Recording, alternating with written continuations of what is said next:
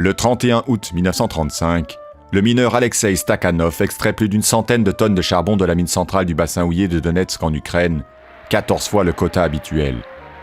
Ce record fait l'objet d'une formidable campagne de propagande du régime stalinien qui cherche à relever le faible niveau de la productivité en Union soviétique. Stakhanov, l'ouvrier modèle, devient la figure emblématique du volontarisme communiste.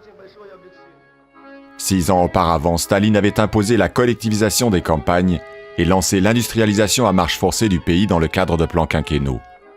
Au prix d'un renforcement de la dictature et des mesures coercitives, les plans soutenus par une propagande de masse remportent des succès. Mais la productivité reste très basse et il faut trouver de nouveaux stimulants pour augmenter les rendements. La performance de Stakhanov permet au régime de glorifier les ouvriers de choc qui dépassent les cadences et les quotas de travail imposés. Ces héros du travail, décorés du titre de stakhanoviste, deviennent les ambassadeurs de la modernité et de la rationalisation de la production industrielle. Version soviétique du taylorisme, le mouvement s'étend à l'agriculture et au transport.